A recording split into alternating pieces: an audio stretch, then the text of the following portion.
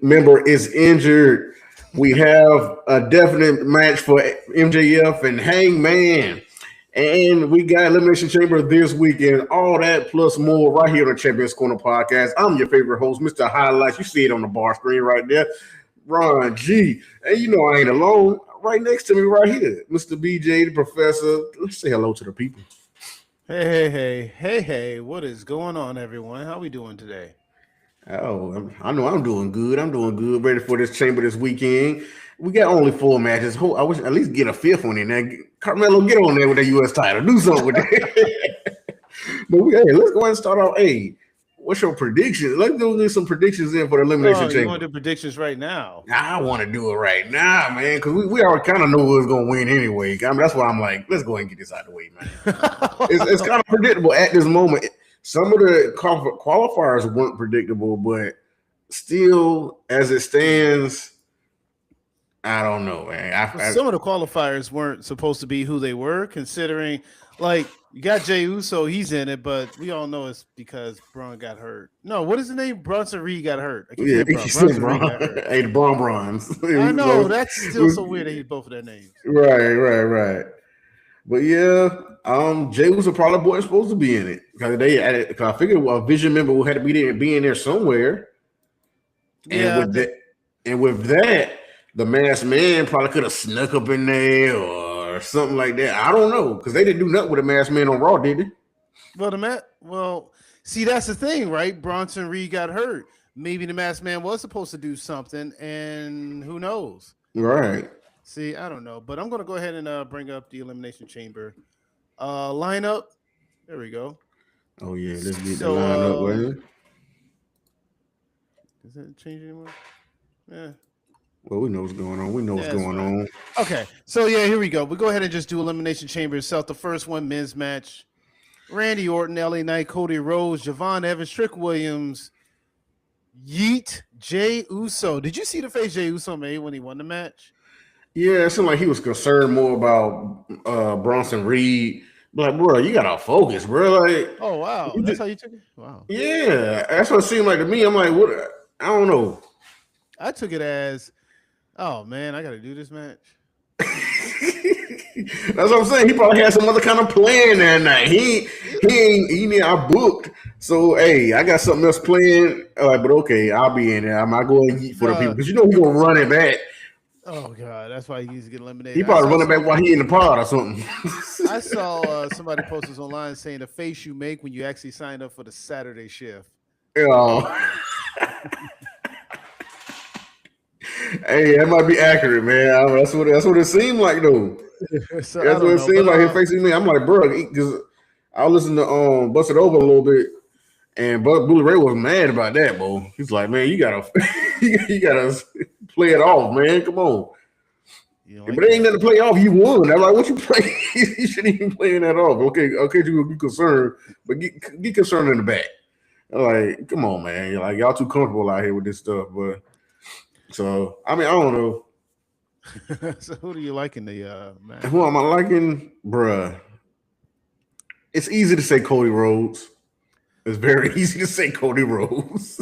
I wouldn't be totally mad because, I mean, I see where it's going. I feel like I said Cody, Drew, and Jacob. I don't want to see Cody and Drew by themselves. I've seen it a bunch of times. That's not WrestleMania worthy for me. Go ahead and put Jacob in there or add Jacob and Randy Orton as a fatal four-way because you see Drew attack Randy Orton on last SmackDown for like that was kind of random, bro. Yeah, I know it was. I guess you could say it was kind of random. I don't know what Drew's issue is because like I feel like Drew is just piling on his enemies list and not doing a great job of trying to keep himself just out of people's business. Like you're going to be a target. Don't make a reasoning for the target. Like you're just kind of adding the heat now.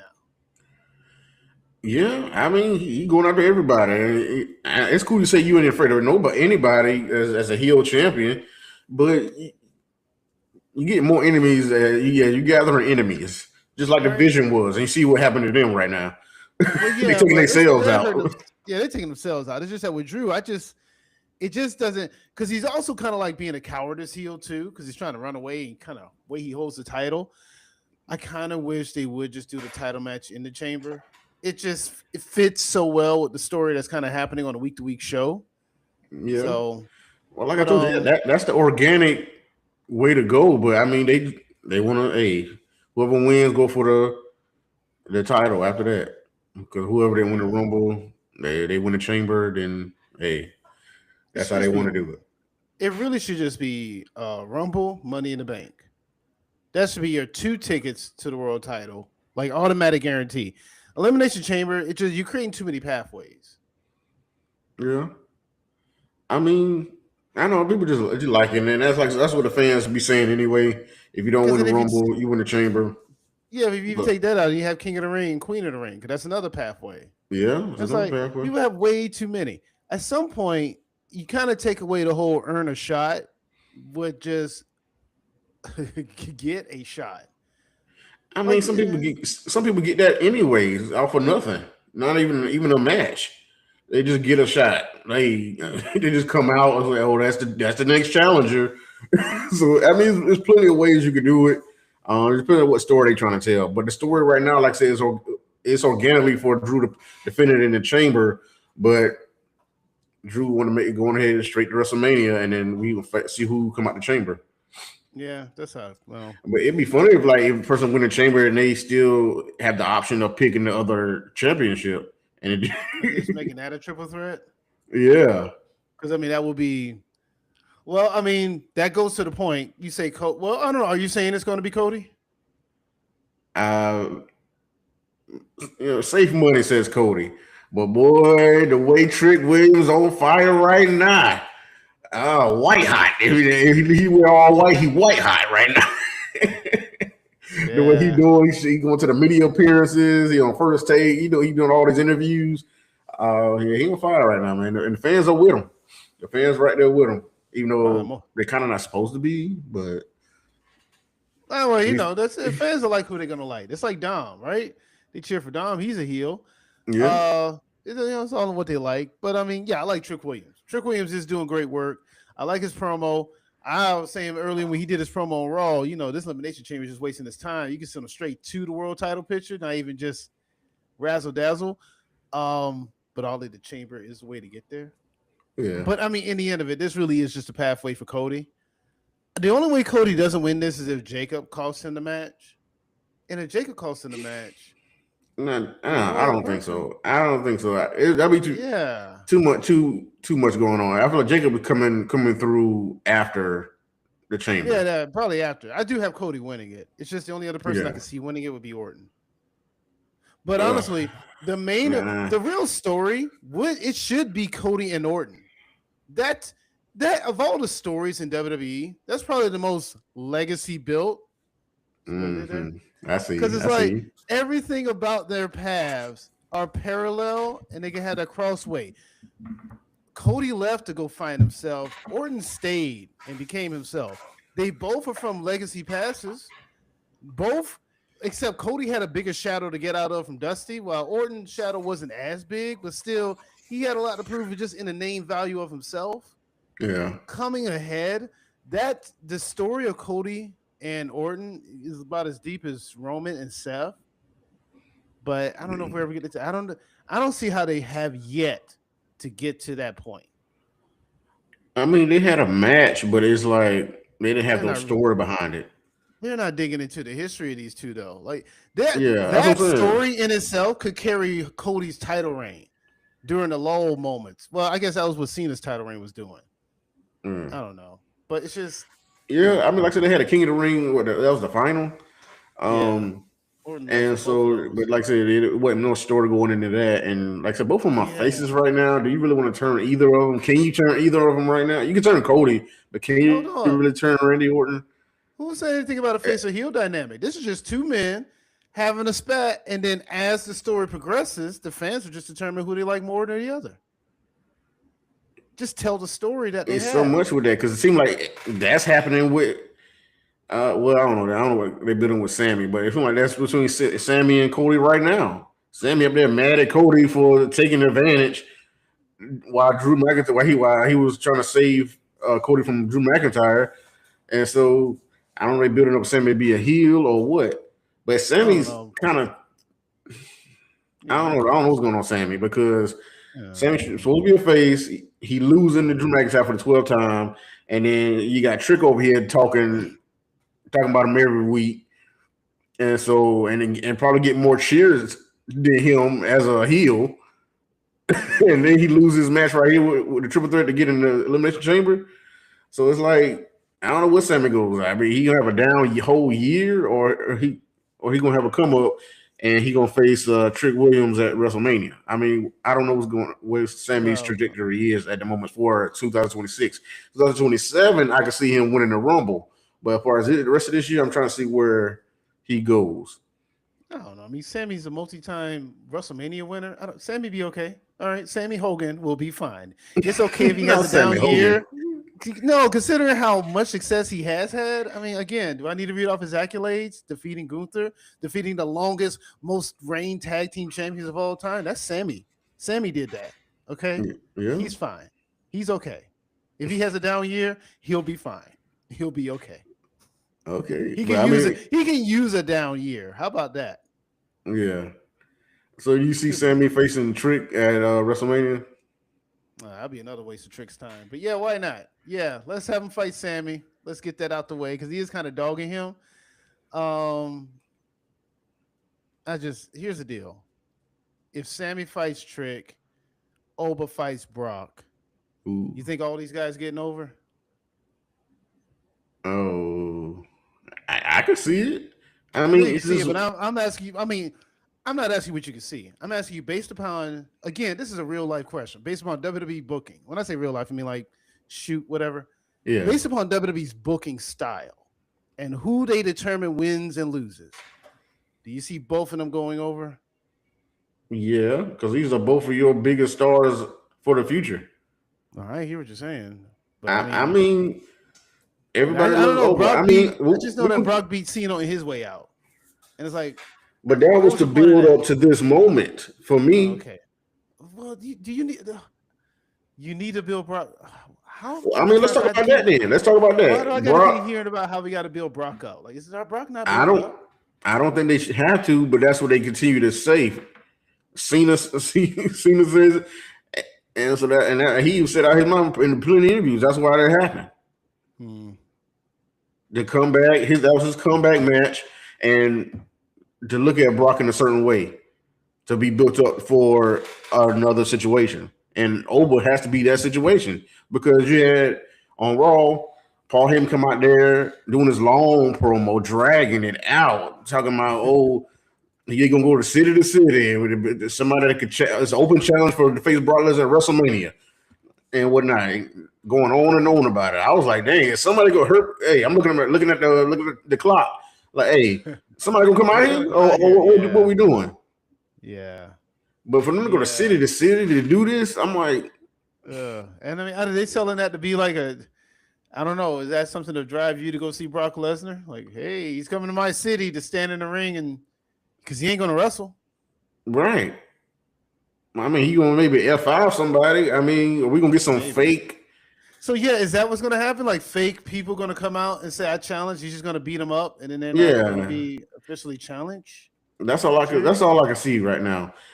Like fake opponents, like somebody random come out and say, I'm about to face you, Brock Lesnar, and he gonna say they're just gonna F5 him like you're not worthy for WrestleMania.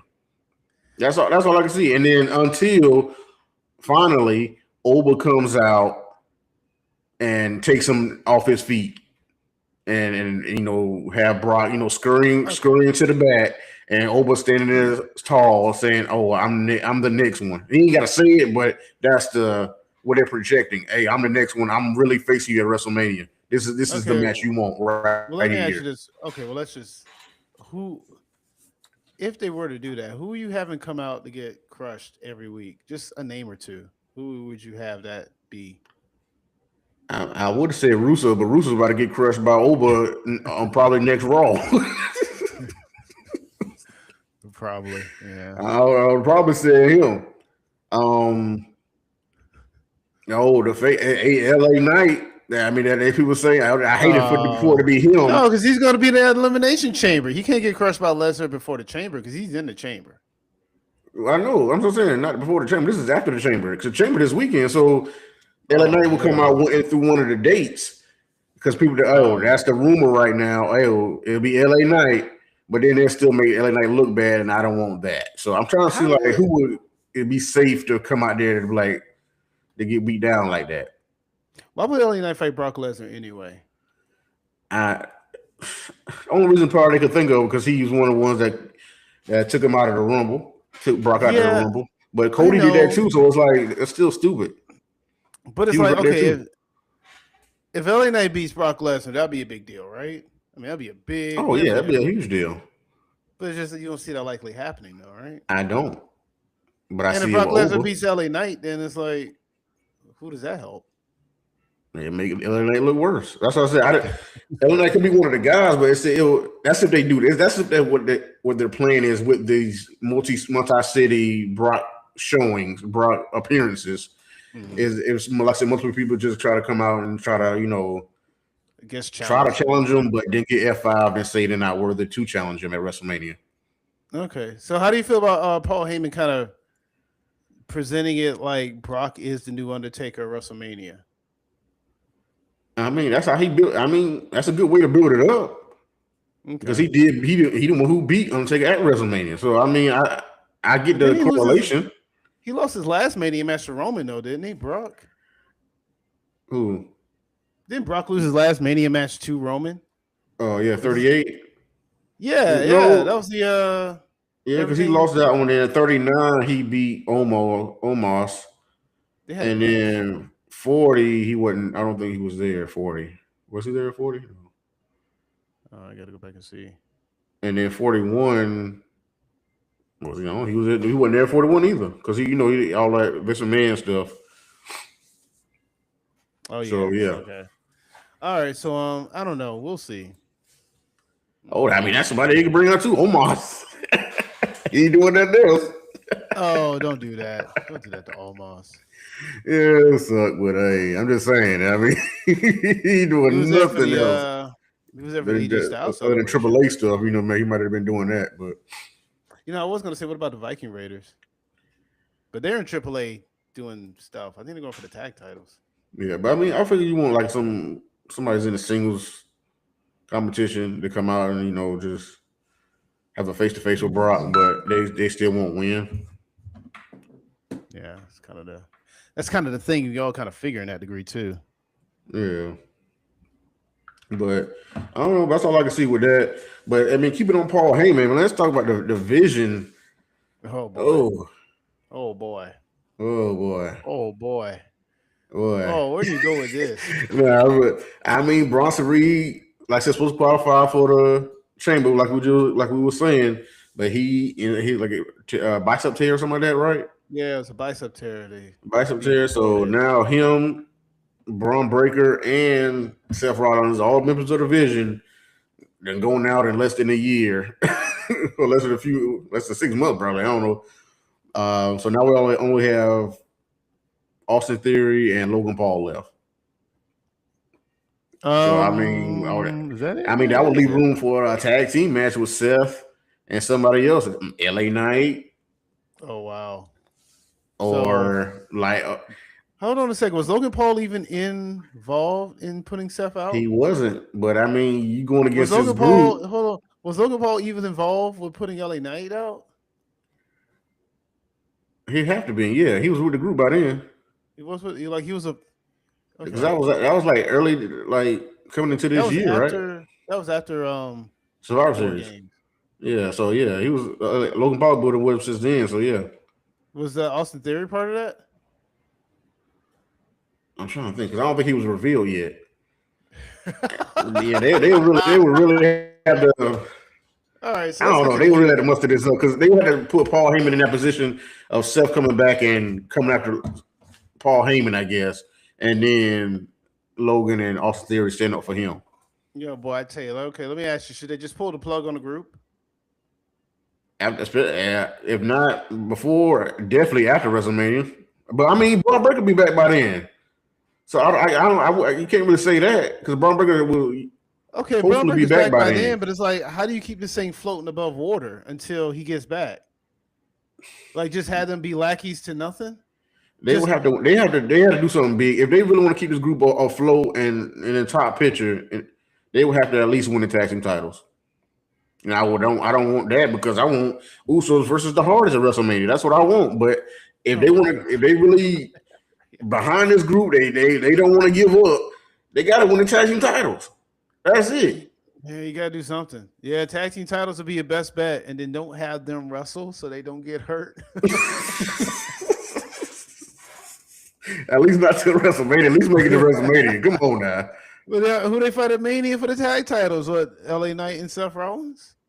Yeah, I mean that's it. I mean, unless you go, I just heard like I said, I wasn't watching Busted Open. They talking about Bad Bunny being part of that with Seth Rollins. That makes even less sense. Hey, they'll give it attention though. That's the thing about it. I hear the attention, but it's like Seth Rollins comes back and he's back with Bad Bunny. I swear to you, if that thing gets a pop, I'm like, does anyone even? You know what? If this is the reason why WWE doesn't care about stories, because if people pop for that, then it's like, I'm still trying to figure out why. But like, why? I'm still trying to figure out the Grande Americano thing. Like, is he a face? I feel like they're trying to they're trying to force him to be a face, but it makes zero sense from story wise. Yeah, just in a long term story. Because again, if they have their mask versus mask match, and it's revealed to be Chad Gable, what was the end game? And then they do it, and it reveals to be Ludwig. They should just brought Chad Gable back. Like we know already. They should have just brought Chad Gable back. They just want to have a goof match and like a come down match after a big match at WrestleMania. That's gonna be an in between match. That's a filler match. Oh, that's all that is. In my book. All right. Well, speaking of filler and in between matches, we still got to pick the rest of Elimination Chamber. Jumping around so much. Hey, it's a lot to talk about. It's a lot to talk about. It is a lot. There's quite a big going on. I think Cody but dark horse Trick Williams. My dark horse is Randy Orton, but not mad at either one. But I guess we're all, formality. Like honestly, if you had to put $100 on it, it's Cody, right? Yeah. Oh yeah. I'm picking Cody all the way. For the women, I hate to say it, but it looks like it's gonna be Tiffany, man. I thought Charlotte was gonna make it in there, but Kiana James won the triple threat. So I was like, oh wow, that's how they playing it off. Didn't I make that call because of her performance in the Royal Rumble? They gave her a really big shine. What do you think they're gonna do with Kiana James around the end of this year? What do you think she'll be? By the end of this year, I feel like she will be in a U.S. title picture, maybe going against Julia. You think Julia will still be a champion? Well, I mean, I feel like that's going to probably happen in the middle of the year, or I don't know how long they try to keep them together. You know what I'm saying? But yeah, by the end of the year, fall time, yeah, I feel like she'll be in contention. But they're gonna give her certain moments or opportunities, and this is a big one to see how she does. Okay, well, let me ask you this then. Who has a bigger ceiling, Julia or Kiana James? Oh man, I hate to say it. I might be Kiana James because of the language barrier. Yeah, she's actually she's got a Rumble appearance. She's got a Chamber appearance. Julia's kind of floundering out there in the U.S. title, just out there. Julia's probably a better athlete, better wrestler. And she's still intriguing. Julia's still intriguing and kind of a mystical type of way or something, whatever it is. Especially with that mask she wears on the way to the ring. But like I said, it's just a language barrier. But I mean, Asuka had great success. It's like why? So I mean, I don't know. I don't know why they give. Asuka just has a character. I don't know what it is with Asuka because whatever it is with her, they can't seem to figure it out with Julia. And Stephanie, they're figuring it out to some degree, but I kind of feel like it was lacking on Stephanie a little bit too for a moment. Yeah, for a little bit. Yeah, she's been kind of just wandering around. But going into this WrestleMania build, I mean, with Liv, I think it's been great so far. Yeah, that's been pretty good. For the women, that's been pretty good. That's been really good. And she Liv finally picked her and knocked her out, whatever. But and Jay was talking junk on Twitter, but Liv kind of got right back out. I said, I already beat you. And I was like, oh man, she kind of did. I kind of do you She got pinfall victory over her. Jay just kind of came out. Jay kind of came out there, just stood there, and then left. Do you feel like she should have done something more? Or that's fine. It wasn't her business. She just waited to see who her contender was. It wasn't her business about what they was doing. I know. She trying to figure out who she fighting. For me, my whole thing is Jade. She's also been one who's just kind of been out there doing nothing. Yeah. And I just feel like anytime she gets on camera, you need to take advantage and just stand out. Just make yourself the center in a bigger story. I don't know. I feel you. But like I said, with this chamber, we're looking at who's in there. Rhea Ripley is in there, but I don't see her going for the title or winning. But I mean, it'd be very interesting with Rhea versus Jade. I'm not mad at that. That's a big match. If you're looking for a big match, Rhea is one of your top stars, male or female. He is a big star. The crowd. Rhea versus Jade will work, but she has tag team titles right now. So I'm like, I don't know. But she could lose them on the way to WrestleMania. So I mean, yeah, she could lose those things the next night on Raw. So yeah, I'm going Rhea. I want Rhea to win. Are you picking Rhea? Are you picking Rhea, or is that who you want to win? I want Rhea to win. That's a bigger match than Tiffany and Jade to me. Oh well, I mean, you need big matches, man. You need big Titans to go in there. And Rhea, if Charlotte wasn't going to be there and Bianca not in there, come on now.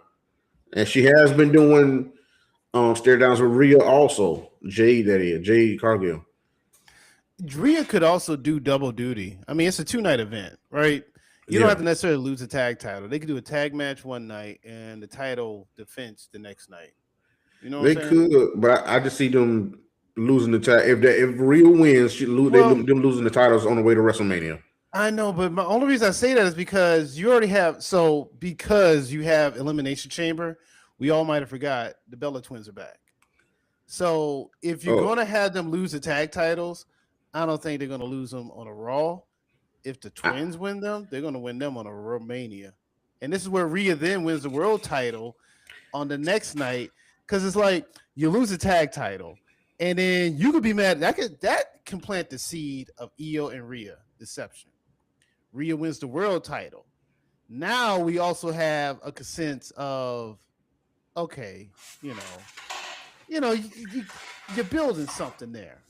Yeah, I'm not saying you're saying, but I mean, I just think they could win.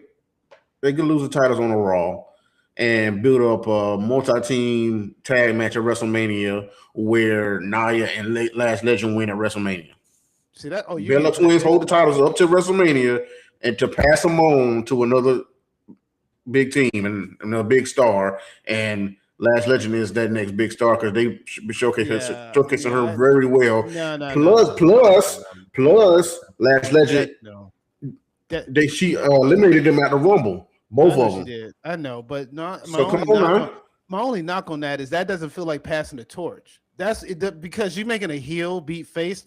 That's not how that works. The fans are gonna boo that, and that's not like that's not a passing moment. That's not how that works. That's gonna be faces losing to heels.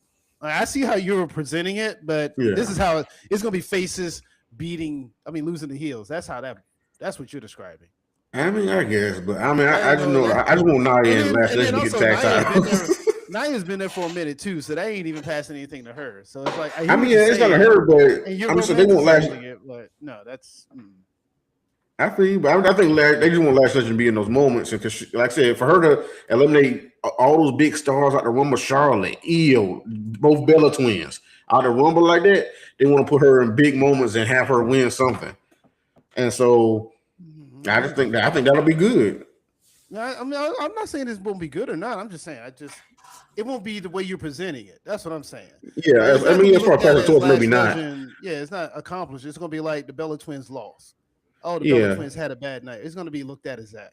But I mean, they can still put other teams in there if it's not a passing torch moment. It's just a moment like they had when Sasha and Naomi won at WrestleMania 38. It's gonna be that type of match. You got I think they have multi teams, huh? That was the inaugural tag team match, wasn't it? Okay. Well, who they beat? Who was that?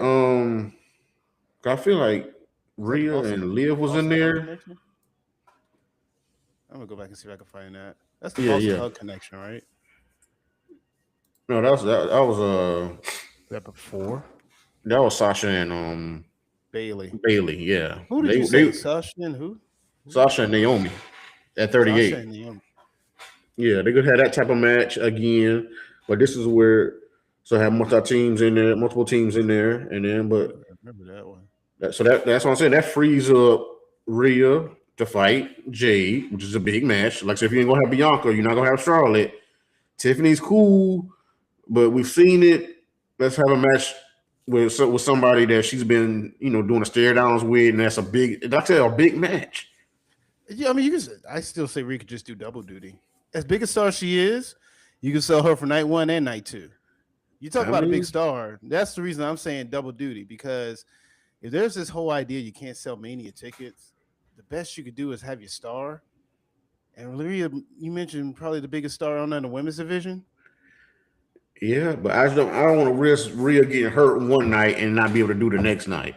Well, so let me just have her for the night. The biggest match. I know, but injuries. They can happen. Yeah, they can happen anytime. Yeah, but I'm saying I save her for the biggest match. They could happen on that Monday you're talking about. Just to the title. It could. So they definitely could. Again, this is why I'm like, just sell the tickets on both nights, because I think that's another thing that's not helping Mania sell. Again, what matches are there? I think that's another part of it. We just know right now is Punk and Roman. Yeah. And I mean, can we even guarantee what night that is? Is that night 1 or night 2? I would say it's night 2. Right? Yeah. I mean, I guess, because what match could be bigger than that? Cody and Punk? All match could be, and nothing really goes bigger than that, because the only thing they're gonna do is, like I say, it might be like Cody, Jacob, and Drew, and then you might add Randy Orton. Yes, that's a big match, but the bigger story is Roman and Punk. That is not the bigger story. How is it not? What's the story? The bigger story is actually Drew and his whole term. What's the story with Punk? The story, Roman just now came out recently and said, "I hate you," but there was no real build up to that. Just all of a sudden out the blue. There's no story. But I'm just saying, but they got more history between all of them. Both of them. History? What's the history of Punk and Roman? From where they spilled out in the big promo they had. Then they gonna have more, even more than that to say, I'm sure. There is it's a over 10 year story, 10-year history. 10 years. So the story is that Punk came up with the Shield team, and Vince said, "We're not going to put you in it. We're going to put Roman in your place." That's kind of what happened there. And now it's like that's the story. Why does Roman hate Punk exactly?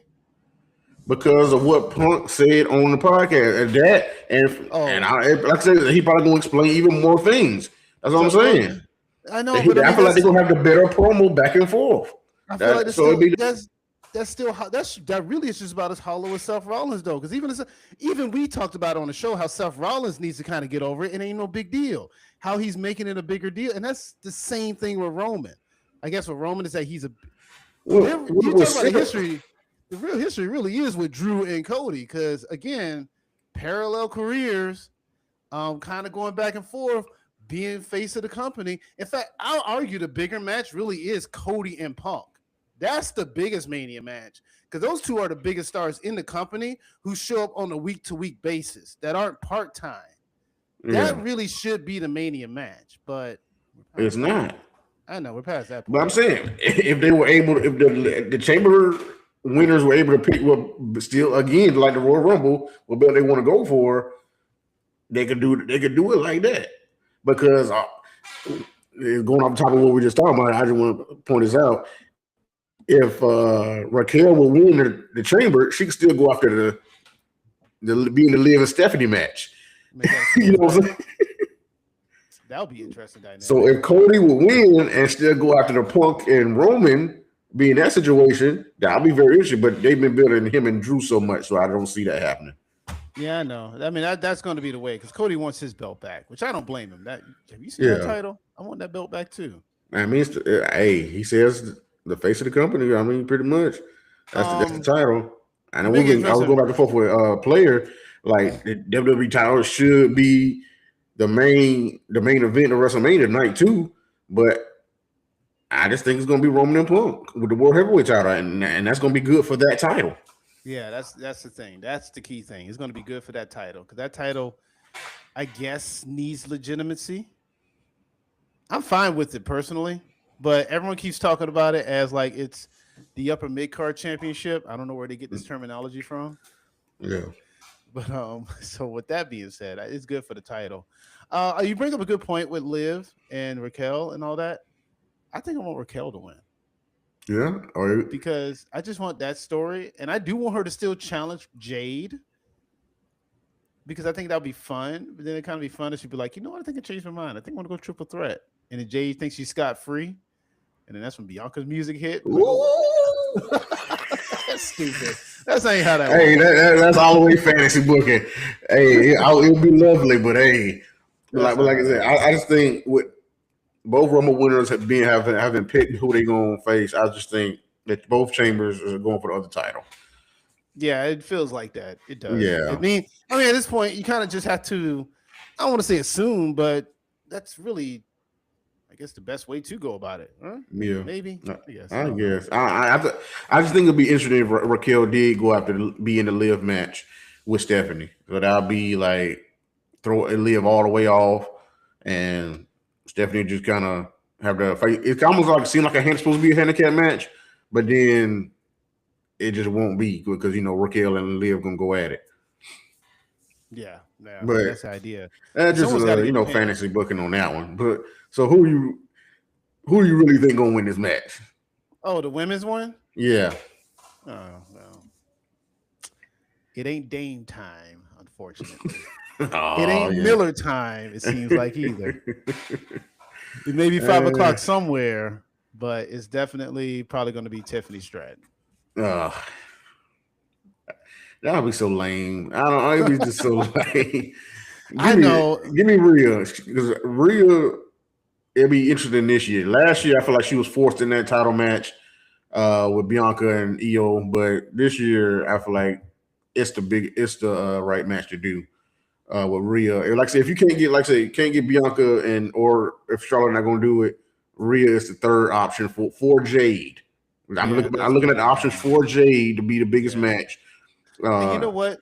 That probably if it is Rhea, you think she's going to win at Mania then? I definitely see her winning. I would like Jade to win that because Jade needs a big win. Needs it. Right, but at the same time, Rhea's the biggest star.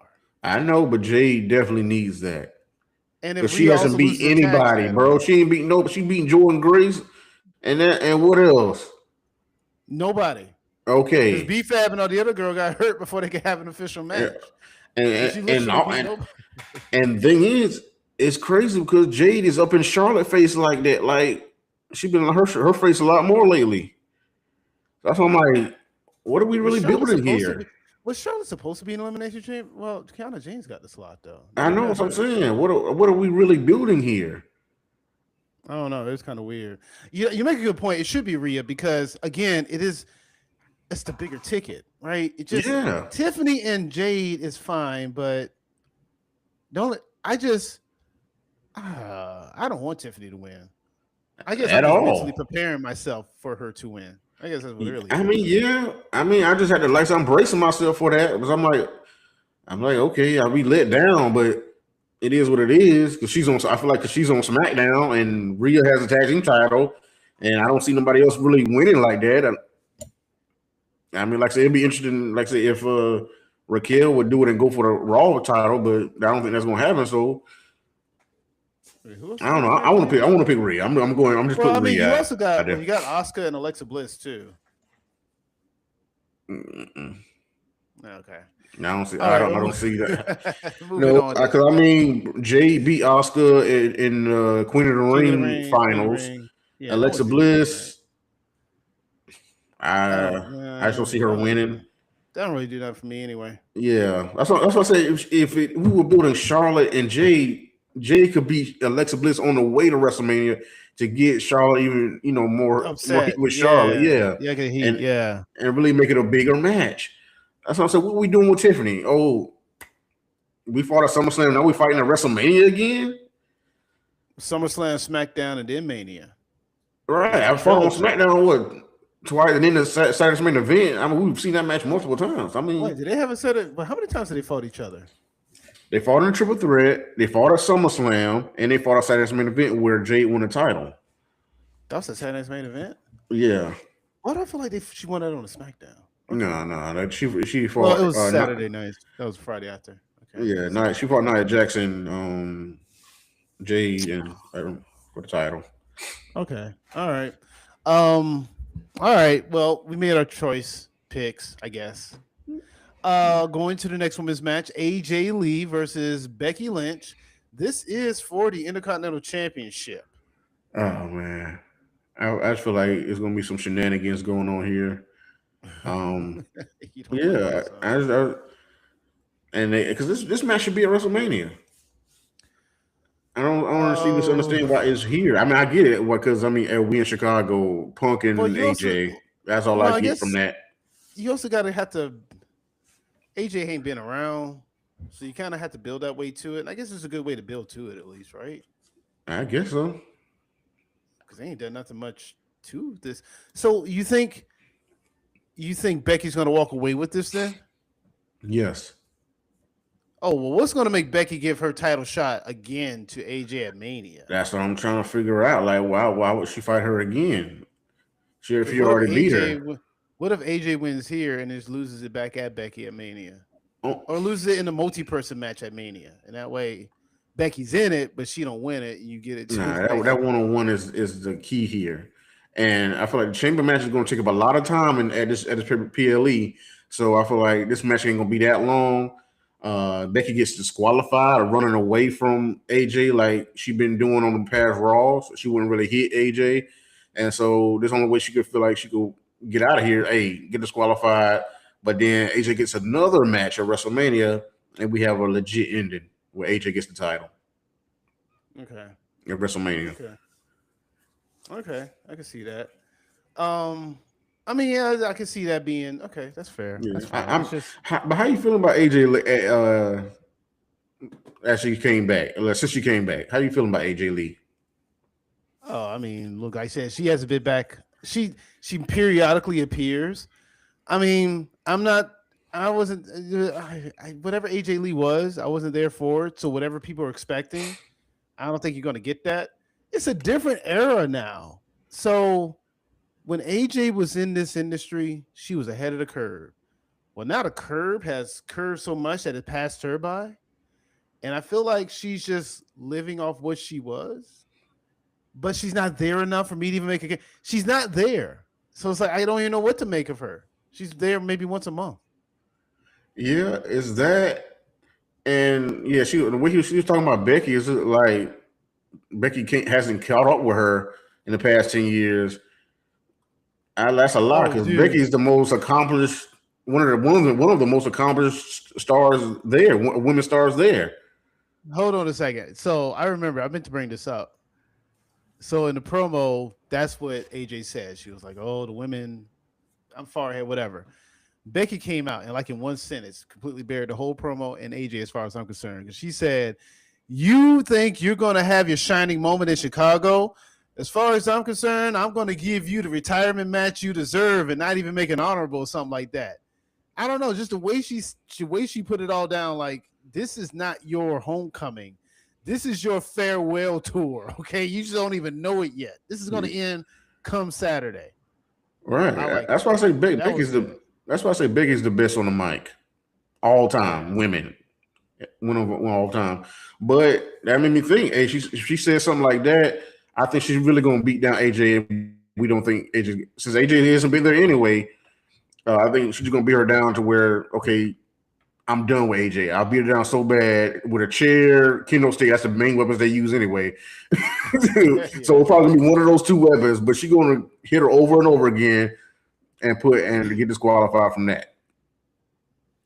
And that's how we get AJ making a triumphant return right before WrestleMania and getting his title match. Oh, she's out. She's off TV again. Well, I mean, I feel like she's gonna be off TV anyway. Oh, AJ, I feel like AJ doesn't want to be there like that, and so this is a way to keep her off TV for a reason. And then she returns a week or two before WrestleMania and gets that title. Boo. Title shot. Boo. I mean, it seems like that's the contract she done signed because she ain't been there that much. So I mean, I'm just telling you what could be reality right here. Boo. I mean, what you want to happen? Boo or Boo earns? How would you play it then? I mean, that's how I see it playing out. I was saying Boo earns. I don't know. I would just simply have it be a case where they have their match, and I mean, honestly, part of me just wants AJ Lee to even win the match because it is in Chicago, walk away triumphantly, and then she just loses it at Mania. Oh, she can even retain at Mania. I don't even care. You can hot potato that belt for all I care. It's just that I do think win it at Elimination Chamber, and then just parade it around. I don't know, weekly. You ain't got to wrestle. Just be there. Yeah. It's funny okay. That's what CM Punk talks about. CM Punk talks about being there, boost to the ground. It's like, right. Your wife ain't. Yeah. Wife? Okay. Well, and for me in that scenario, if AJ wins, right? Yeah. We will have to have a multi-woman match because we already got a one-on-one. It had to be multi-woman with Becky, AJ, Maxine Dupree, and Natty. Oh, wow. I knew you were going to say that. See, that's the problem, right? I knew it was going to go that route because they were in that picture. Here's the issue I have with that. Okay. They have done so much of a 180 with Maxine Dupree. This girl came out looking so tough and strong, and now it's like in the less than 2 weeks, they made her just about as weak as a kid. I don't even know. Natty, I don't know where they belong in the women's division for that. Like I said, I know they were just in the pictures. That's why you would put them in it. It's just that what they done with Maxine it's just been character suicide. Like she just kind of be getting demolished. I thought she was supposed to be tough. Did you see this past Monday? Yeah. She got face first hit into the pole and then knocked out. That looks so funny, bro. The way you just wish you got flat out. What you flat out, but say on her face like that. Like kayfabe, she was knocked out. She wasn't really knocked out. I know. I wasn't sure because you just had a Bronson Reed thing earlier. So yeah. But I don't know. I mean, that's just how I would play it if AJ wins, and then I would actually have Natty win at WrestleMania. Okay, so I was going to present Lyra. Oh yeah, dang boy, because she has history with Becky. She's also former Intercontinental Champion, which in turn also includes Bayley because God, she needs something to do because she won't be at Mania. Yeah, but I guess she's in that tag team division with Bayley right now, so it's like, forget that tag team division. That tag team division is stacked enough.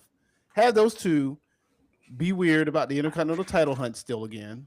You can include Natty because Natty's at least shown that she can murder Maxine, I guess. Yeah, I don't see. That's why I got multi-team women's tag titles, and they gonna be in that. That's what I see them doing. Okay, and so, like I said, if AJ wins, fatal forward. But if AJ loses and get beat down by Becky and AJ 1-on-1, which I would rather see. But you know what we should do? What's up? For this show, for the podcast, all of us. You, me, Sean, Lonnie, Jacoby, Kiwanis, all of us. We should make our Mania match card. What we want Mania, what we think it should look like, what we think it may go to. We post it and just have fans vote on what they like or don't like. Okay. Just make a Mania match card. Hey, comment on it. We're gonna have that for you. I mean, a lot of probably gonna be similar, but certain matches gonna be a little different. Yeah, I can see that because you have the multi-woman tag match, which makes sense. I have the Rhea and Io versus the Bella Twins, which is fascinating. So that's fascinating. I have the multi-women Intercontinental match. Yeah. I do want AJ Lee to win Intercontinental title, I guess. Because my other thing is she doesn't win the Intercontinental title.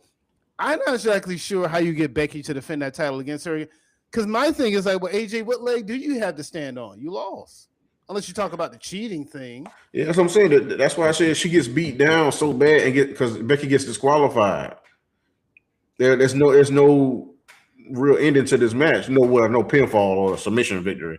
It's the DQ. AJ wins, but by DQ because she gets beat down so bad with a kendo or she a even chair. Gets hit with a weapon. She gets hit with a weapon, and so Becky stands tall over AJ in Chicago, giving her more heat right there. And like I said, then we have a triumphant return from AJ Lee down the line right before WrestleMania.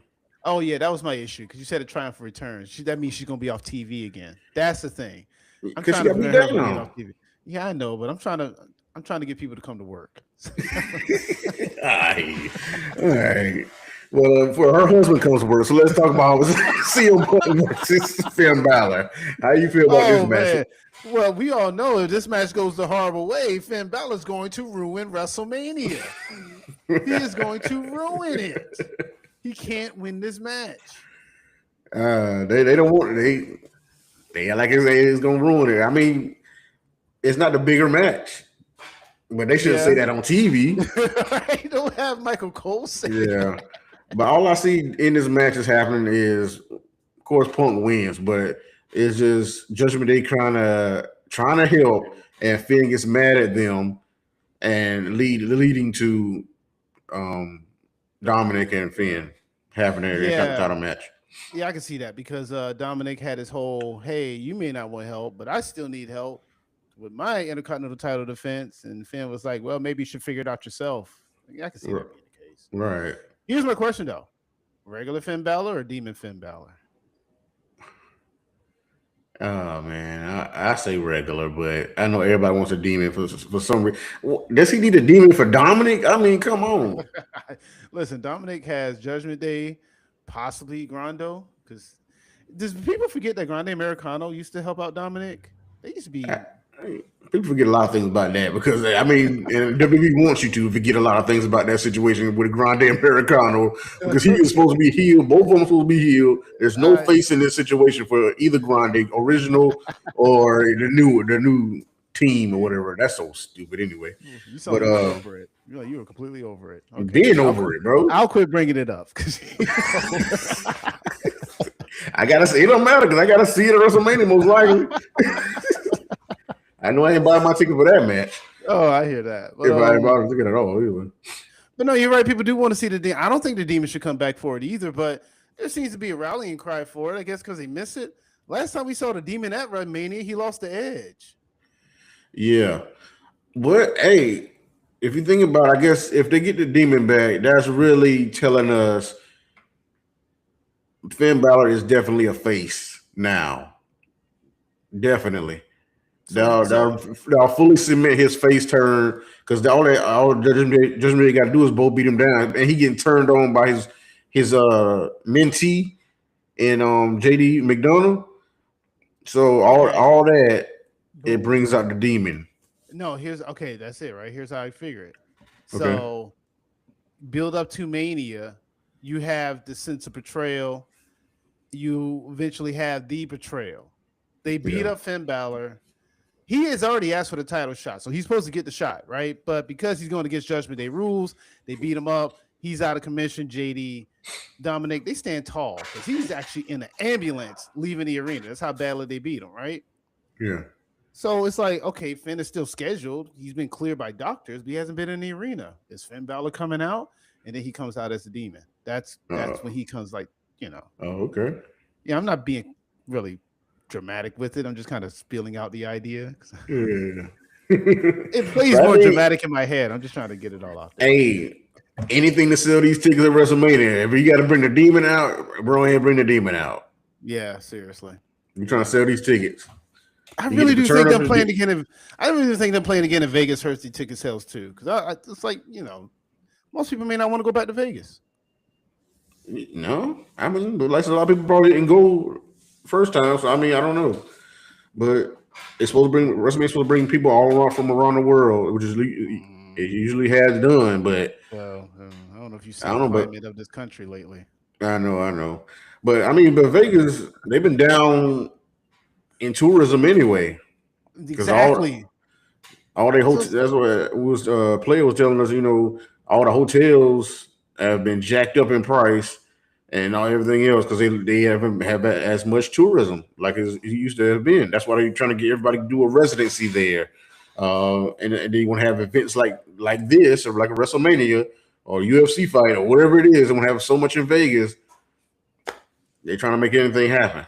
Yeah, I hear you, man. But if you can't sell Vegas off of the idea of Vegas, I don't know. Maybe it's definitely an age thing because Vegas used to be able to sell itself just off of the destination. Yeah, I'm going to Vegas. Now I guess that doesn't mean anything anymore. There's a different generation of people out here. yeah. You got a whole younger generation who don't even drink anymore. And I guess that would have been an attraction in Vegas at one point. But, movies like The Hangover ain't getting made today. So with that being said, I don't know. What would be the attraction going to Vegas? You mentioned the residencies. If you don't care to see the artist, and I don't care to see Mania. I mean, even if you care to see Mania, again, it's in Vegas. So if you went last year and you already saw the environment of the location, you're like, well, Mania is fine, but I don't want to go if it's in Vegas again. And there's nothing on the card to entice you. Why are you shelling out the tickets that cost more than they did last year? Like that just kind of comes down to it's like I said, it's a lot of factors to why I don't think they're selling tickets. It's not just one thing. Yeah. And it just all kind of compiling into this event that we see. Yeah, like I said, they're gonna put a lot of things out on the table to show fans, especially after Elimination Chamber. You really gotta put it in the gear. I mean, you still got a lot of time between Chamber and Mania, but you still got to put it in the gear and let me know what I'm getting. Give me something big. That's why I said Rhea Ripley versus Jade. Demon Finn Balor for them kind of try to bring a face Finn Balor back. So we have interaction with their song and everything. You gonna pull Legend out of the crap? Who are you gonna pull? Austin? You gonna get a Rock? No, I'm pulling out the Hardy Boys. Hardy Boys versus the Usos. I'm Hardy Boys because everybody loves to see them Hardy Boys no matter what. So Hardy Boys versus Usos. Let's see who the best tag team of all time. Okay. So, and then like I said, you already got Roman and Punk. Most likely a triple threat or fatal four-way for the WWE Championship. AJ versus Becky, most likely. AJ Lee. AJ Lee. Yeah. I mean, you got AJ. Talk about that. AJ Styles going to the Hall of Fame. That's part of it too. Yeah, no, but that's part of the weekend. I ain't got to pay for Mania. I could just go to the Hall of Fame for that. I know. I mean, he's still gonna be at Mania. He's gonna make an appearance at Mania. Yeah, he will. But yeah. So I'm there for the speech. I'm there to see if Samoa Joe is there. If Samoa Joe ain't there, I want my refund. You want to see Samoa Joe now? Oh, real quick. So AJ is going into the Hall of Fame. Who would you think should induct him, and who do you think will induct him? Probably somebody from TNA, because Kazarian, or somebody like that. Yeah, that's what I see. I mean, maybe a Jeremy Borash, Abyss, anybody who was there on Raw from the TNA, one of them could do it. Could be Kazarian. I would say Shinsuke, but it would be nice. Yeah, Shinsuke was up there taking pictures at Raw. He was up there taking pictures for him. But it probably should be Samoa Joe, if not Christopher Daniels. Probably Samoa Joe. It'd be nice if it's one of them. Yeah, just probably Samoa Joe. Honestly, I don't know. I feel like they were like TNA had two pillars. That was them. There's more, but for me, I hear what you're saying. But they did a great job for him on Raw. Had a whole video package was amazing. Yeah, man. Creed, Take Me Higher. Yeah, that's always good for a wrestling promo, wrestling video. Right? It's always good for that. Yeah. But they show him, like I said, show him in TNA, show him a picture from New Japan. So it was cool. Like I said, this man had 3 Hall of Fame careers, so he deserved it. His wife and kids was there, so to support him. So it was like I said, it was a great send off. He gave a speech and everything. So I have to ask a question: Who had a better send off? I have 3 options. Oh, we got a third one. 3. AJ, John Cena, or Goldberg. Don't do that to Goldberg. Well, he did have a send off in a recent time too. Now I know, but we know it ain't Goldberg.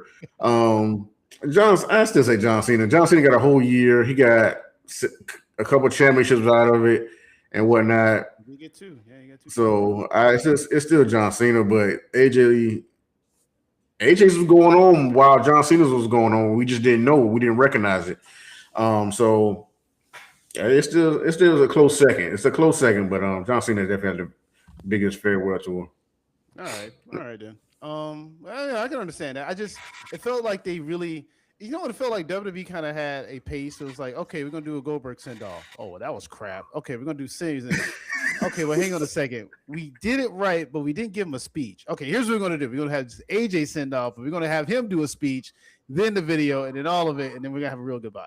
Right. It feels like they're doing this and learning it as they go. They learn as we go along. So by the time we get to either Orton or Brock, we'll have the whole thing figured out and it'll look seamless. Oh Lord, I don't know if they're gonna do that with Brock. I don't even know if Brock won't nothing like that, but it'd be interesting how they do with Brock. So let's play this out with Brock. You mentioned Mania, more than likely Oba, right? Yeah, which he should lose to. Yeah, should. Yeah, that's a big key word for me because I don't know. You never know with Lesnar. And then what? He goes to SummerSlam and fights Gunther, and that's the retirement match. I would think it like you feel like, oh, I was built up, but I ain't got it no more, or it's just other stars are stepping ahead of me. That's taking my place. Because you could play this off that if Uba beats him, then Gunther can. Oh, Brock, you're not as strong as you used to be. It looks like, huh? The Irish dice. They're lucky charms. Whatever. No, but so I don't know, like, right? Oh, who does he get any more wins in between Oba to Gunther or? No, Brock ain't showing up that much.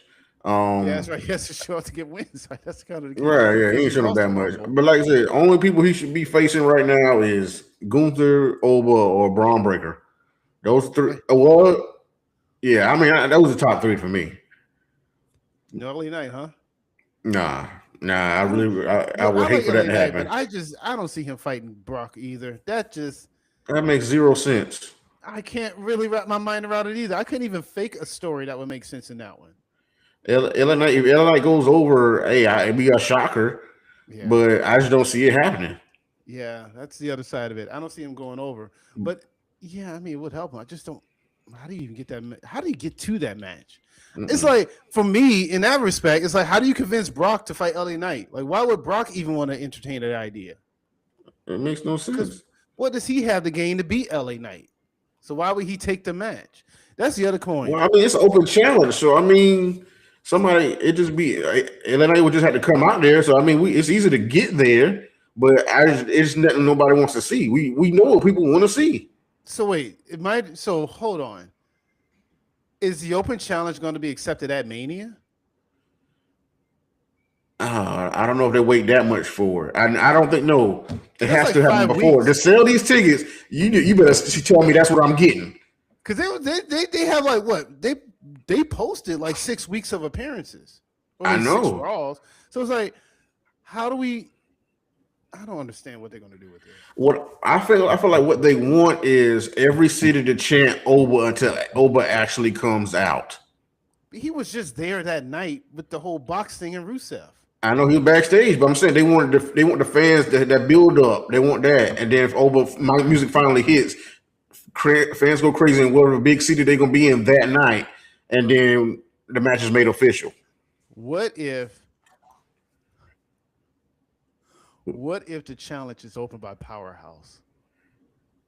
Oh, I can't say I would. I just don't see it happening. But I wouldn't say I would be mad at it. He ain't mad. But that was a big moment for him. Because Brock saw Oba. In fact, Brock eliminated Oba, right? Yeah. He ain't seen Royce Keys, has he? I don't know if Royce Keys was in there just yet in the Rumble. I'm not sure. I can't remember exactly. But I mean, they already had the face to face, man. It just has to be Oba, man. I know, but I'm just thinking because I guess the thing with the open challenge is the surprise factor, right? Yeah. And I guess the surprise, like that's the crowd's chanting Oba because I don't think people even know who the hell Royce Keys is. No, he ain't been seen since. This man Yeah, has been he's on seen the since the Stephanie war. podcast. You watch the Stephanie podcast? He's been on there. Oh, that's nice. That's not kayfabe. Let me see you on TV, please. Is that not canon? Nah. So I don't know. I'm just saying. What if you get that? It'll be something, but I don't see him winning either. Okay. I don't know. I'm just thinking to myself, what do you do? Is it a surprise? And if it's a surprise, is that Mania night? And that's the other thing about it. Brock Lesnar is an opener or closer. He ain't never really going to be an in-between person. So is this match at the beginning of Mania or going to be at the end of the night? Like, this match happens match 1, night 2. Night 2, because it's Brock Lesnar? Yeah, match 1, night 2. Okay, we'll see what your Mania card looks like, because I can already tell you are not having a women main event. I mean, they're not going to main event. It's going to be WWE Championship and the World Heavyweight Championship. What are we doing? I'm asking you for your Mania card. Sure. I done told you. That's a part of it. Women are not on top. I would put them. I would definitely put them on top if he calls for it. But I mean, I just think this WrestleMania calls for Punk and Roman, and then whoever Drew fighting, which is going to be most likely Cody, and hopefully Jacob in there too. Yeah, maybe. We'll see. All right. Well, that's. I mean, I don't know. What did anything else? That's pretty much all. That's the big thing happened on Raw, but we had a lot of title changes on NXT, man. And that's a story right there for Stand and Deliver. It's not going to be in WrestleMania weekend this year. It's going to be, I think, April 4th in St. Louis. I think that's a date. But I mean, because it didn't do good last year, because it was like in the morning, and people just wasn't going to watch it right then. They probably going to just wait to watch that because they waiting for WrestleMania that day, night 1. And so I think this is a smart decision, huh? I'm about to say, how do you feel about it? Do you like it not being on? You like it being on a separate date, or do you kind of? It's better. It's better being on a separate date because Stand and Deliver should be a big show for them, and to put it on night 1, now that they're doing two-day WrestleManias, it just doesn't. It gets lost in the shuffle. That's true. And so, that's very true. And I don't know how big of a match you could set up for that show anyway, because you got Joe Hendry as champion. I guess him versus Ricky Saints or him versus Ethan Page. It's not like the world on fire. I mean, your biggest stars they just came up in Obafemi, Javon, and Trick. So, well, I mean, this is where you can go about building that new crop of talent and try to make a name for them. You mentioned Miles Bourne. You know, he's definitely climbing himself up on this list. Right. He just Ethan Page, since he's lost the title, yeah, you can say graduated. Ethan Page holds his own pretty well as far as the title goes. So he does. I would like to see him as an NXT World Champion. Should be interesting. Yeah, I mean, he's held it, but it was like a short time. But I mean, him versus Joe Hendry would be interesting. But I like Ricky Saints. He has to be in that picture for the main title in NXT. So I see. Yeah, I will go for Ricky Saints and Joe Hendry as the main event, and we'll go from there. But I mean, they built up my Miles Bourne. He just won the North American title because Ethan Page had a long reign with that one. I thought he was going to lose him a couple of times, but he's definitely a great North American champion. Miles Bourne, I feel like he's going to do his thing with it also. Yeah. And then see where. Go ahead. Yeah, then we had Tony D'Angelo calls Dark State the tag team titles to the Vanity Project. Come up from Evolve and whatnot. I was like, man, how does one man and cost all 4 of y'all these tag team titles? Like all 4 of y'all out there. Like, what are we doing here? So he definitely get his revenge on Dark State. He said that he doing what he said he was gonna do, but I still don't see no interest. I'm still not interested in Tony D'Angelo like that. But and he's making an impact with them. And then we had a speed championship change for what's his name? I can't think of it. Elio LaFleur is the new speed championship right now. So I mean, there's a lot of new talent being thrown in. They making a mark because what's his name? Keanu Carver got a victory on this NXT. So they trying to really infuse the Evolve call ups to NXT into their main card for them. I mean, that's the thing with WWE. You got a lot of avenues now. You got Evolve, you have NXT, you have AAA. Of course, you have Raw and SmackDown, and these little intertwining, little cross pollination between these organizations. And TNA, yeah. Oh, and yeah, TNA. We also have that. So, but that's a partnership. Yeah, but they involved all the time. They always over there. I know. I was just trying to name the companies that WWE owns. And hey, not there yet. Yeah, ain't there yet. Yeah. Yes, if you were, yeah, because we all know. But it is a lot kind of going on, and I kind of like it because they're creating their own little indoor universe, if you will. Mm-hmm. So it's interesting. I was definitely interesting, and it was most interesting from this past NXT. Zarya has finally turned on Sol Ruka. Yeah, Sol Ruka they had a quick match with her and JC Jane for the title, and Zarya cost her the title. So I guess maybe that's a match they're gonna build up for Stand and Deliver. It's probably gonna be on there. Oh, most definitely. So I mean, that's kind of my thing. I never understood the Zarya and Sol Ruka partnership. Zarya, when she first came in, seemed like she was going to be her own thing, and I don't know. It just seemed like they made good friends. Did she explain why she attacked her? By the way. Well, I guess she's talking about she wouldn't get hurt. It don't seem legit to me. I think she need to talk more about it, but I feel like she didn't get as much support from her, whatever. But I think Sol Ruka supported her all the way. But I don't like I say it's just a heel logic. I don't know. Zarya lose the North American Championship when Sol Ruka was hurt. Yeah. That sounds like a. As I say, I feel like she got to explain that more to me. But I mean, we just all saw it coming. But it's just like I need more of an explanation of why she would do this to Sol Ruka. But I guess that's why they get you to watch the next episode. Oh yeah, that's it. No, that's the thing. The hook, line, and sinker. Yeah. So I think that's one of the matches that's going to be built up for Stand and Deliver. I see Sol Ruka already win that early prediction for that. But because I think they see a lot in Sol Ruka. I thought they saw a lot of Zarya. Like I said, like you were saying, was Zarya first, her, debuted and whatnot. I thought she was gonna be like shot to the title or something like that. The way they was building her up, but she just kind of been around and just been a tag partner and the support system for Sol Ruka. In that case, Sol Ruka would have to lose the first match. I would have the first match be on the NXT show, and then because I don't know, I just feel like it needs to be some adversity.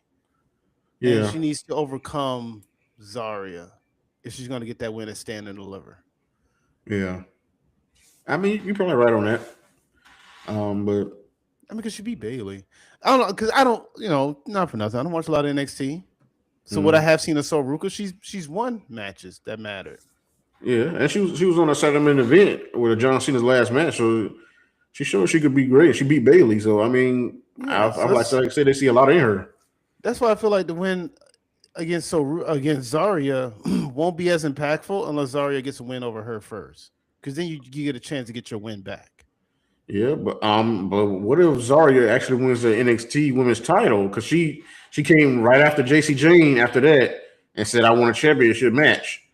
So Zarya wins the title, so Ruka wins it off her. When does Zarya win it? Well, Zarya wants the title shot sooner rather than later, I'm sure, but I don't know what it. No, I think whatever the next pay-per-view is, or they got one coming up. Hang on a second, they got one coming up pretty soon. Right? Yeah, they got one. Is it Stand and Deliver? Is that the one? No, it's not. It's one before that. It's one before Vengeance Day. Yeah, Vengeance Day. That's what I thought it was. Yeah. Okay. So yeah, Zarya wins it at Vengeance Day, and then we go on. And then she defends against Sol Ruka probably. All right, there's no women's match set, so yeah, they could do that. Yeah. Mm-hmm. Okay. I don't know. Well, we'll see. Because they was voted the worst show on what is it? By Dave Meltzer. Oh, but I feel like they got a lot of interesting things going on. Oh, yeah, he said it was one of the worst shows. He did say that. Yeah, I'm like, come on, man. He doesn't like the acting. Dave is into the wrestling and work rate, and I mean, when you see that some of these matches were only like a couple minutes, yeah, he's gonna. NXT really focuses on the character development, Yeah. which is fine. I don't have a problem with that. My only problem with NXT doing that is that when they go to the main roster, it's like the main roster doesn't even understand the character. Austin Yeah, Theory. sometimes. Like, I mean, I'm just they're knocking it out of the park right now with those call ups, but it's just all. Yeah, sometimes they don't have a plan. They don't know what to do with those guys or gals. And that's my only knock. It's like NXT does all that work, and then they go to the main roster and it's like, okay, you're just a theme song, Bobby Roode. Yeah. Wait, well, hold on. Don't say that though. Who just thinks? He was just a theme song. Bobby Roode was a theme song when he came to the main roster. Oh, Baru. Yeah. I was really a fan of him in NXT like that. He seemed like a legitimate type wrestler. Yeah, he was. I mean, like I said, they gave him a title. I mean, he was a champion. So I mean, they saw a lot in him. But like I said, that theme song really carried him. But I mean, that's the power of a theme song. That's why you have to have a good theme song. Look at Trick right now. Look at Jay. I know, but the thing is, you can have a theme song that can outshine you. Yeah, look at Jay. You gotta. All right. You gotta back it up. I ain't gonna lie. You gotta back it up now. Yeah, you gotta have some substance after the fact because I'm worried with Trick. I'm worried when people get tired of saying "whoop that Trick." That's my fear about that. But I feel like the way his promos are backing him up. Yeah, the in ring can be whatever. He's decent in the ring, but his promos are definitely backing him up beyond that. So I'm not too worried, but I'm just I can understand the fans are. Yeah, hot today, not hot an hour later. It can be that way. It can be real hot and cold because some people were sitting there beating on the door for like I can't pick a person, but just name someone, and all of a sudden when they get that push, it's like we're kind of tired of them. I mean, you said Jey Uso. I mean, it's easy. It's easy one. I know, but there was also kind of an anti-Jey Uso push when he won the Royal Rumble. That was not that was a polarizing win. That's what I'm talking about.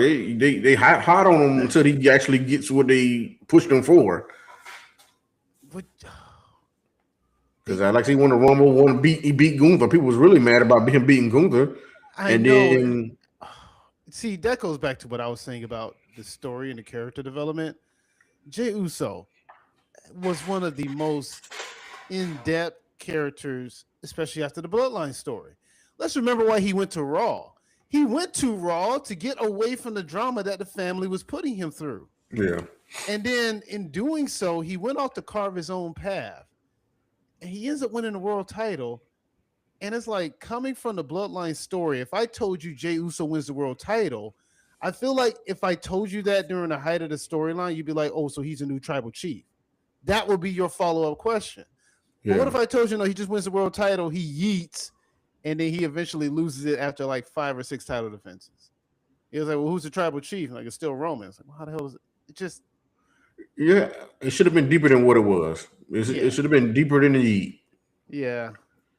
And now he's just comfortable in that, especially with his tag title.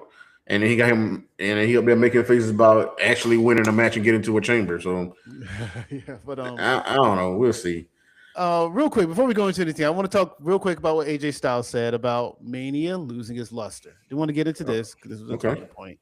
So, on a recent show, AJ was talking about his, I guess, how he kind of views the dynamics of just wrestling and how he was happy about his retirement happening at the Royal Rumble because it comes full circle for him. In this whole statement, trying to see if I can pull it up real quick, he says, I had it ready. Here it is. It was coming back from an injury to WrestleMania, to a match that, to me, didn't have much of a build. WrestleMania, I'm sorry to say this, used to be more prestigious, but to me, it's kind of lost a little of its luster. As far as the Royal Rumble, that's special to me because that's where I made my debut. Has Mania lost some of its luster just from a fan standpoint? I feel like he was talking more about himself and how he viewed his retirement match and how people thought he should have just did it at WrestleMania. Many people said that. I even said that. I would like to doing it because WrestleMania is WrestleMania.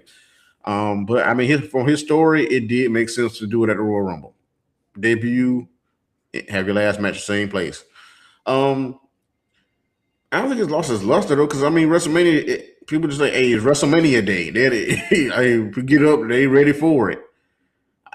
Maybe it should just go back to one night for some people, but I don't know. We got 2 nights of it, and people are down on the prices, the build for it. So it's kind of easy for people to say that right now, but these last few WrestleManias have been good. 38, 39, 40. I feel like all 3 were good. Well, 41 people down on because of the main event, but it still has some good matches. So you get one bad year, and you can't say, well, I mean, that's AJ's talk, but a lot of people would agree with him because of one bad year last year. Well, they say it's a bad year. Well, I don't think it's fully bad, but either way. So, I mean, I think WrestleMania is still the biggest night of the year because it's a different feel. You have different mega entrances, like the gear. It's supposed to be, like I said, it's supposed to be the biggest matches. I mean, that's what we're waiting on this year. The store to be built with biggest matches, the biggest, like some bouts that we haven't seen before yet. And then we're gonna have some, maybe some legends come back. You never know what can happen on this road to WrestleMania. But we're just waiting to get in full gear at this moment. But it's after Chamber. I feel like it's gonna happen. So I don't know, but I don't think it's lost its luster. It's just the fans that down on certain moments. I guess I will say this. I don't think WWE told you. Remember, WrestlePalooza came out this year. What did they say about WrestlePalooza? It was going to be bigger than WrestleMania. I think WWE doesn't see WrestleMania as big. What made it stand out was that it was a big show, and what made it even stand out even more is that it became a 2-night event. Well, guess what? Now SummerSlam is a 2-night event. I don't think they should have did that. And now Royal Rumble may be a 2-night event. It's like, what makes Mania stand out more than any other? The history of it, I guess. Yeah. But at some point, we got to look past the history and look at what they're telling us now. I do feel like WWE. I feel like WWE is telling people Mania is big, but we have other bigger shows. Because the greatest Royal Rumble, they even treat Crown Royal. When Vince was in charge, he was treating that as like, that's going to be bigger than Mania. A Crown Jewel, yeah. Yeah, so I don't think it's a fan notion because, I get what you're saying about fans being down on it. I don't know, man. 41, outside of maybe the women's matches, there weren't a lot of great matches on there. And just that ending was so deflating that it ugh. But then 40 was big, but then 40 wasn't even that great. It was just, it had a great ending. It was 39, 38. Probably the last 2 best Manias as far as like card for card, pound for pound, night for night. Yeah. But I think WWE kind of is telling people Mania is big, but we have other shows that are just as big, if not bigger. Because they really are trying to. That was the notion with WrestlePalooza. It's going to be the next Mania. That's how it was being advertised. So I don't know. I definitely didn't live up to that. It's not, but that doesn't mean that. That don't mean that next year they won't try to do it though. Like they probably will. But I'm saying they're trying to sell every show like that. They're trying to do all these shows to be in stadiums. So they're going to say that's the other thing, right? Stadium Mania used to be the only one in stadiums. Now all the big shows are in stadiums. So it's like, what makes Mania that different from everyone else? Right. That's a good point. It's these certain matchups. I mean, but you still get the matchups throughout the year. But like I said, they want every show to make them as much money as WrestleMania does. So from what they're gonna say it's about business. TKO is about the business, about the money. Every pay-per-view gonna cost a lot of Mania money. Seeming like. Well, I mean, we looked at those tickets for the WrestlePalooza. It was ridiculous prices. I'm like, we ain't never heard of this show before. You want to charge this much? Well, you got Brock Lesnar and John Cena. Yeah, that's nice. We'll see how that match went. Pay that much for Brock Lesnar and John Cena? It's the last time. Yeah, I was glad it was the last time because I definitely hated that match. But hey, we'll see. Like I say, they really got to build it up this year, and hopefully we'll see your Hall of Famer saying that your future Hall of Famer about to be in saying something like that, and he just got put in. You got to step it up.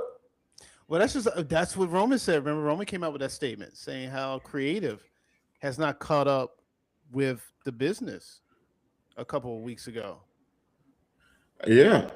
He's saying that basically he's saying creative needs to step it up.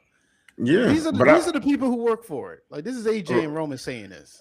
I'm saying, but that's what I'm saying. But I feel like it was one bad year in the Triple H era right now. 2025 was bad for his era. It was So really bad year. So far this year, I feel like they've been doing well. I really do. Okay. And so it's just this build of WrestleMania and WrestleMania itself really the proven factor of are we gonna have another bad year or have we turned this back around? Well, okay, I guess that becomes a question. See, now I didn't want to get too deep into this, but I have to ask: what made a bad year? What made it a bad year from your estimation? Well, because most of these PLEs were not memorable. Okay, that's fair. Okay. They had the stories weren't there, and so you think it's going to be better this year at least, where they're going to really put some effort into it? And I feel like it will because we have some fresh stars here ready to go. Like Sebastian had last year was great was John Cena. I mean, it was his farewell tour, and let some people say they might have held a lot of things back. Maybe it did. I don't know. But I'm gonna celebrate Cena all day, so I don't care. But it's still one bad year for the company for the most part. So hopefully this year, fresh new faces, bigger heels, and bigger stories. That's what you need, especially for WrestleMania. You gotta have it. It helps. Don't repeat no matches I done seen a bunch of times. I don't want to see Cody and Drew by themselves. I don't want to see Tiffany and Jade. Give me something new, something fresh, and something big. And you have the talent to give me that. You definitely do. I get your point with Tiffany and Jade, but just for the record, Cody and Drew do have good matches. Oh, definitely do. But I'm just saying, for what they have been building, I feel like it's more to it than just them two. Jacob should be right there. And then probably Randy Orton.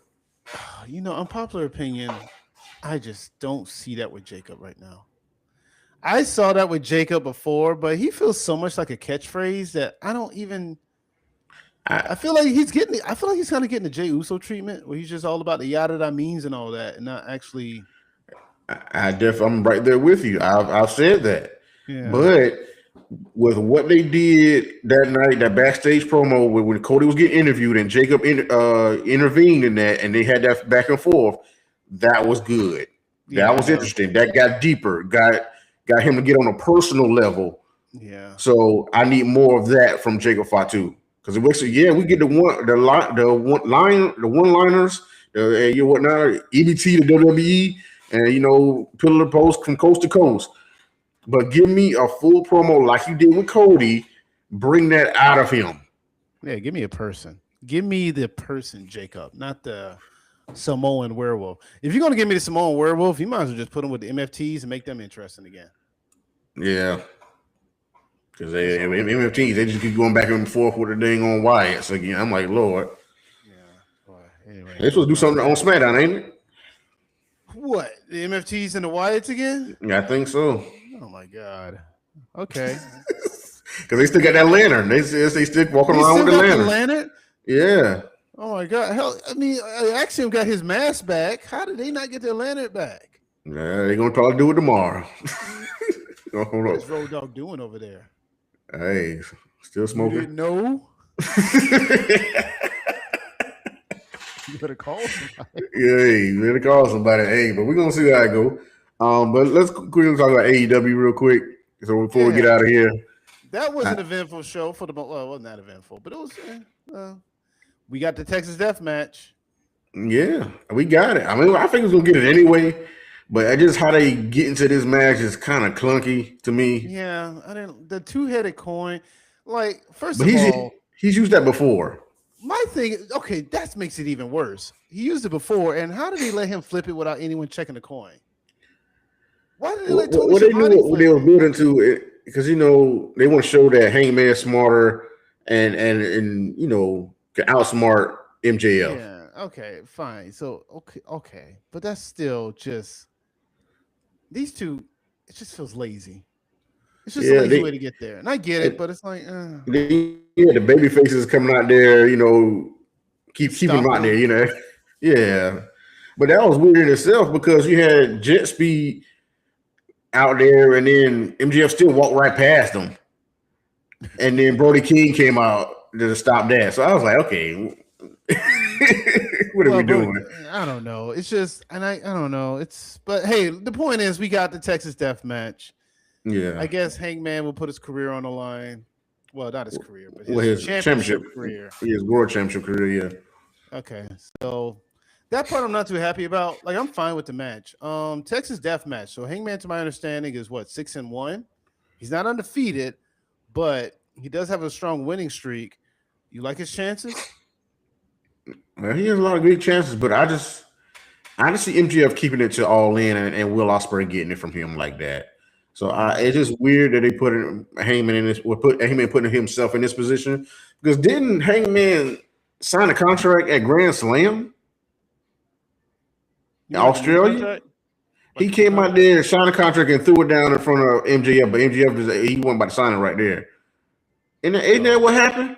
Oh, I got to go back in time. I don't remember. I feel like that. So now for them to get the details out now, I'm like, what was the point of that? I don't know. The way they get here is weird, but yeah, the AEW sometimes has a tendency to tell a story backwards. Well, they'll sometimes tell the conclusion of the story and then go back and tell the story just to have the conclusion done again, and it kind of takes away from the conclusion the second time around. Yeah, because I just think it to be that deep for Hangman to put for him to not to get a world title again if he loses, because the match was already made. MJF had to do the match. That's true. I'm like, that's the reason why MJF should have made the stipulation that if I beat you in your match, you can't challenge for this title again. Right. That should have been the method. Yeah, MJF should have brought it up. Because Hangman's whole thing was like, if I lose to you in this match, I don't deserve the world title. Well, I get that, and that's fair, but MJF should have made a challenge. Yeah, it's better when a heel does something like that, and that babyface Hangman should say, okay, be brave enough and bold enough to accept it. Exactly. Right? And that way, you could be a champion, a true cowboy, or coward. Yeah, right. That's like MJF was presenting to him, are you a cowboy or you're a coward? And so he said he's going for it. So, and we got the Texas Death Match. It seems sure for Hangman to win, but I mean, what if he loses? He's out. Oh man, they really gonna hold that, huh? If he's out, the path is clear for Swerve and Brody.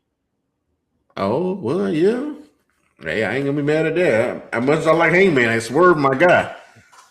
And speaking of Swerve, that promo he did, I thought it was pretty good. Some people were saying it wasn't exactly a heel promo, and he was made the fans cheer for him too much to make him seem more cool instead of being a boo, you suck bad guy. So I don't know. I still liked it. Well, I'll say this: he's not going in a promo style, but Swerve did make this one statement. He said, Hangman asked me some time ago, do I have any regrets? And I told him at one point I did have regrets, but I realized something. When I did all those things, that's when I was at my best, and that's when I was a champion. So for this point going forward, no regrets. So that leaves the door open to anything can happen. And with him wanting to have the moniker of the most dangerous man in AEW, all it takes is one thing, and he could be a heel as far as like the action. Yeah. Now, how the crowd would cheer for him, I mean, come on. If Swerve is doing cool stuff, how are you going to boo Swerve? That's what I'm saying. I mean, these heels with babyface tendencies. I mean, like you got Swerve right here. You got Trick Williams on WWE. Yeah. I mean, how can you not cheer these guys, man? They doing their thing, man. It's captivating and cool. Yeah, it is. If you want to say it like that. Well, yeah, I can't say what I really want to say. It was cool. It's cool stuff. Yeah. Cool stuff. But I mean, him and Brody seem like it's happening at Revolution. I'm ready to see that match. I wait to see as Brody King's backyard, his hometown, so to speak. And so, does he get beat down by Swerve in his hometown, or he get beat by Swerve? Because Tony Khan kind of has, the hometown person kind of win a lot. So. Well, I mean, I don't know. That's going to be a question. I got to see how they do the build up for this match. But let me ask you this. Should they title, since the whole dynamic of them fighting is because Brody King thinks he's the most dangerous man in AEW. Yeah. Should they call this match the most dangerous match in AEW? I feel like they are. Just call it that. I mean, it's just a basic no DQ match, but just call it the most dangerous match in AEW. Hey, it gotta be an ODQ match. I mean, but you already got Texas Death happening later in the night. Okay, so here's how that match should go. Then, if you're gonna call it the most dangerous match, someone has to get tossed off the roof at the end. Of the Jesus, just like when they on the roof, on the stage or something. You remember Baron Corbin threw Rey Mysterio off the tower of WWE? Oh yeah, the Money in the Bank match. That was ridiculous. He threw that man off a building and he walked away scot-free. No right. I was like, what is going on here? But they were trying to sell it all in the COVID times, boom. Didn't the Giant fall off the top of a roof? Hogan pushed him. Oh, I think so. You remember more than me with that one. Get Lonnie on the phone. He'll tell you Hogan pushed him. Lonnie, if you're in the comments, let me know. Hogan pushed that man. Bobby Heenan saw it. He called it correctly. Hey, I don't know. But I mean, that's two very intriguing matches for Revolution that we don't really know how it's going to turn out. Brody King, Swerve, MJF, Hangman. Very intriguing matches. We have an idea how it's going to turn out with Hangman and MJF, but I don't know. Only because of that stipulation, it just makes it weird how they're going to follow. That's what I'm saying. Where they're really going to go with this? Are really going to pull the trigger and MJF get this victory like this? I mean, what are we doing? I mean, look, you can always just write yourself out of it. But why put yourself in that situation, right? Like, why even go that route? Yeah, I don't see the point of even going around. Just say as long as MJF champion, but he said it rest of his life. So I don't know. We'll see how they play it off. But those are two intriguing things that make me want to watch that pay-per-view, even though I can watch it anyway. But also, you had a situation where Okada came back. Yeah. And Kyle Fletcher's having his promo backstage talking about how Tommaso Ciampa may have Sylvie. Kyle Fletcher has totally changed the color of the TNT title. It's pink. He calls it Pinky. He says, it's my title. No one's going to have it. In that very moment, Okada pops up. Okada's amazing. He says, Kyle, you and me have a lot in common. You, me champions, unlike Takeshita. And he says, you know what? Me, you should be a tag team. Proto Okada. So on Collision, you're going to have the tag team of Okada and the Proto Star, Kyle Fletcher, in spite, pure spite of Takeshita and Kyle Fletcher. I can't wait for those two to have an actual match. Yeah. Oh, yeah. I'm ready for it, man. But I mean, Takeshita, man, if he get the Continental title from Moxley, that'll be something too. But I'm definitely ready for that because that's just too funny, man. God, hilarious, man. I'm seeing him a different light in AEW than I did in New Japan, but I still like it though. Yeah, it's really good. It's entertaining. So yeah, Okada, he's doing good work. For what it's worth, it's good work in AEW. You also had an injury. We talked about Bronson Reed. Well, Penelope Ford of the Mega Bads. Yeah, the Mega Bads. That's what the tag team are. Mm-hmm. She's hurt, unfortunately. So I don't know if you saw the injury. Tiffany Stratton in Charlotte does this move a lot. It's the moonsault off the top rope. Yeah. She did it. She landed on her feet.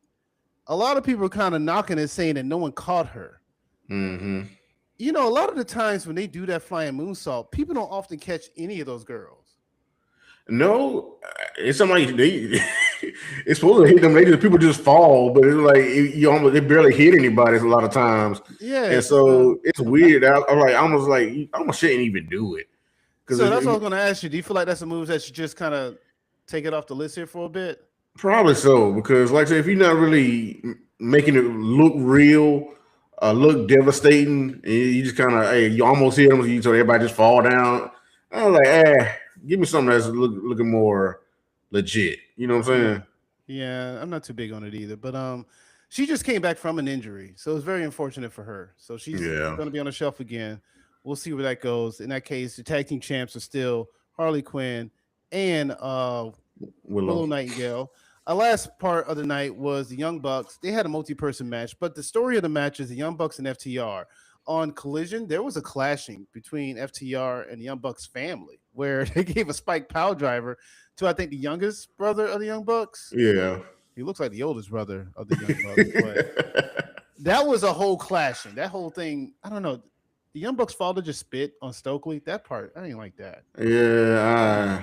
I ain't like that at all. But anyway, I don't like nobody spitting on anybody, really. Yeah, I don't like that so, either. for that to happen in Black History Month, I don't like none of that. Well, I don't like none of that. If you go back and watch, I don't feel like Stokely almost got up out his wheelchair that he's supposed to be kayfabe hurt in, but he couldn't get up because. Yeah, anyway, so with that being said, you do have more stakes on the line with the Young Bucks and FTR come Revolution as well. So. Yeah, they don't fought a lot. They have fought a lot. So maybe a little too much for my taste. I like FTR, I really do. I'm going for FTR on that one. I'd rather FTR win that. Oh, I'm always cheering for FTR. Yeah, all fists, no flips. I hope they punch them all in the mouth. Yeah, especially for that. Man, that doesn't threw me all the way off when I saw that. I was like, man, heck no, bro. Don't do that to Stokely. I like Stokely a lot. Stokely's hilarious. That guy really is good at what he does. He's very hilarious. I don't know. But who mostly defended the title? Did he defend the title on Dynamite, or he just? Yeah, he did. He defended against Clone. Okay. Which I don't know if you. So Hologram, you remember Hologram? I know. Yeah, he had Clone, and Hologram's undefeated, and Clone has already taken 2 losses. Hologram is out for an injury. I kind of feel like Clone needs to be undefeated so that when they actually have their match, there'll be some stakes on the line.